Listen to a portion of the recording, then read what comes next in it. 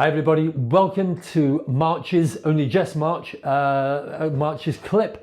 My name is Colin Gaffney from the Natural Learning Company. The purpose of these videos, for those who know, forgive me, I'll briefly go through it for anybody who's new. 10-minute clips generally, every month, facilitation, tip or technique, communication process, whatever, anything that helps to create effective learning and communication environments to make the change that we want to happen. That's it. Here's March's. So we occasionally get negative behavior from individuals in our group for a variety of reasons. We're not going to go into the reasons. We just want to know how can we change the environment and modify the behavior. Now, the old days, of course, we used to say, well, I'm in charge and so I'm going to tell you what to do and these are the rules and that's it. The problem is not very psychologically safe. Oh, I really needed my phone on and you've told me to turn the phone off. Yeah, no, but I've got a really important call and it's important and relevant to business or to life. It could be a personal call. If I'm told I can't do it, well, I'm not going to pay that much attention. And I might even start to feel a bit resentful. In the 80s, I think it was Thomas Harris looked at transactional analysis, might have been the 70s, can't remember.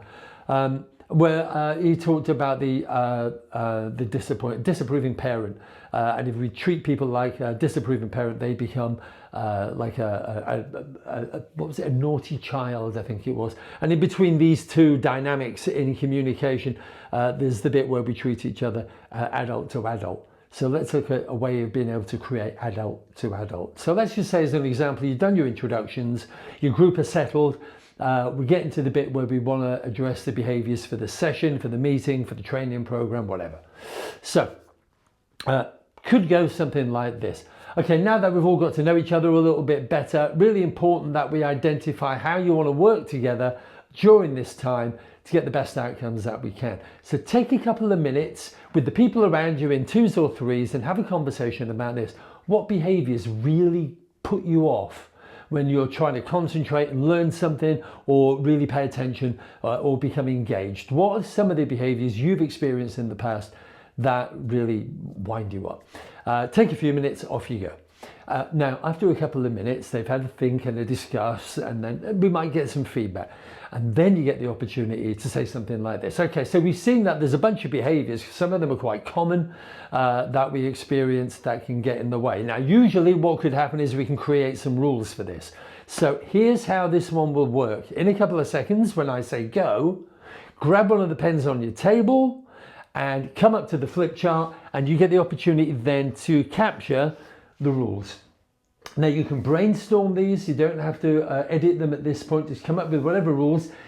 And do you want to have some consequences if some of those rules are broken? So as an example, one of the rules that you might choose is something like back from break on time. If that's the case, that's great, but what if somebody comes in late? How do you want to work that? As a bunch of adult professionals, how do you want to work that?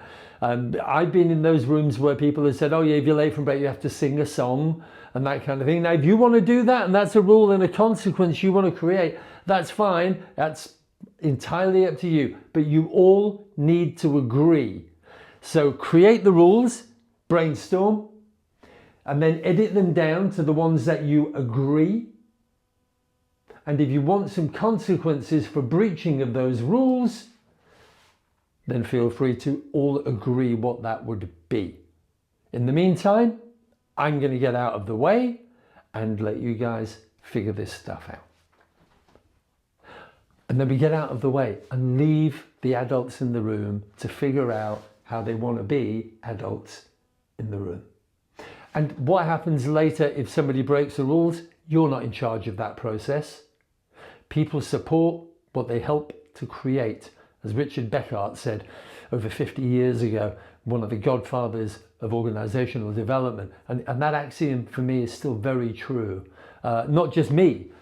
People like Simon Grenier and Marilyn Gagne wrote a few years ago in the Journal for Applied Psychology. They wrote their findings that, surprise, surprise, the more autonomy a group has, the greater collaboration and the greater responsibility and ownership that they have.